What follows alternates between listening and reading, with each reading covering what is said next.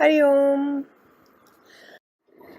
ये दृष्टांत एक माँ अपने बेटे के बारे में बता रही है जिसके पास शूज के लिए पैसे भी नहीं थे। उसेन बोल्ट के पास दुनिया का एथलेटिक्स चैंपियन में था वो। उसकी माँ अपने जुबान से सुनाती है ये कहानी।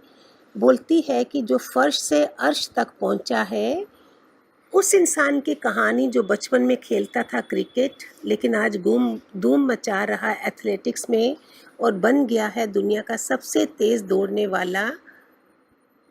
उसे उसेन बोल्ट के नाम से जानते हैं, लेकिन वो बोलते मेरे लिए वो मेरा बेटा है। मेरे पति वेल्सले गांव में छोटी सी दुकान चलाते हैं, इसलिए बचपन में उसेन को स्पोर्ट्स शूज़ नहीं दिला पाए थे। स्कूल में जूते दिलाए थे नॉर्मल, जिससे उसकी ट्रेनिंग ने रफ्तार पकड़ी। उसेन का जन्म जमैका के छोटे से गांव में हुआ था, जहां स्ट्रीट लाइट्स भी नहीं थी और पीने का पानी भी नहीं था, जहां बुजुर्ग आज भी गधे पर बैठकर इधर उधर जाते हैं और लोगों को पीने के लिए पानी का नल के सामने घंटों लाइन लगानी पड़ती है। उसेन बचपन में हाइपर एक्टिव था।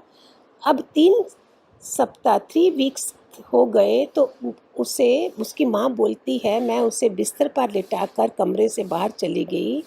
जब मैं कमरे में आई तो देखा तो वो बिस्तर से गिर गया था, लेकिन उस पर चढ़ने की कोशिश में जुटा हुआ था। उसी समय मुझे लग गया कि ये साधारण बच्चा नहीं है। उसका जन्म तय समय से 1.5 सप्ताह बाद हुआ है।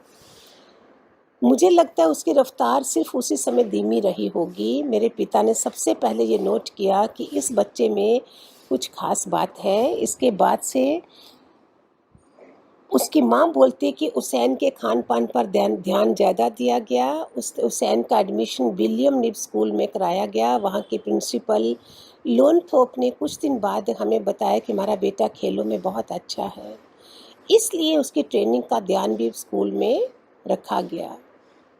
बीजिंग में जब उसेन चैंपियन बना तो खुशी देने के बराबर था। बीजिंग ओलंपिक में रिकॉर्ड बनने के बाद, उस सफलता के बाद गांव पर खूब पैसा बरसा रहा था। खूब पैसा किए बनाया उसने और अपने गांव में लगाया। देखिए, कुछ भी नहीं है, कितनी असफलता है, शरीर की कितनी हालत बुरी है।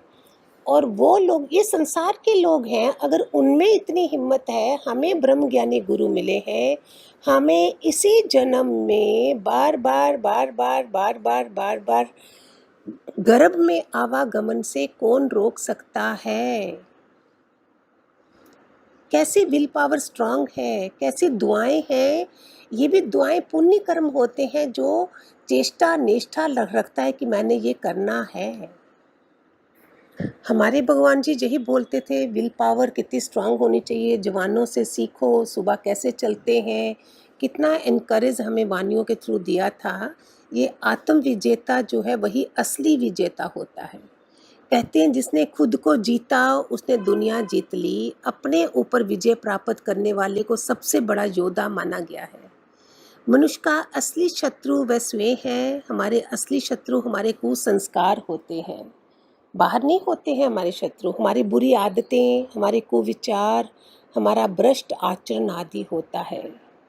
लेना देना पहली चीज़ थी कि लेना देना करो। ये तो सत्संग में आके थोड़ी लोग संसार में भी करते हैं, लेकिन वो गुस्से में करेंगे। हमारे भगवान जी ने बोला लेना देना आनंद का हो, बाकी सब छोड़ दो।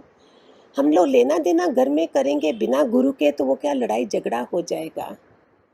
तो इसलिए हमारे असली शत्रु हमारे कुसंस्कार, हमारी पुरानी आदतें, बुरी आदतें, कुविचार और भ्रष्ट आचरण होता है। हरि ओम, गॉड ब्लेस।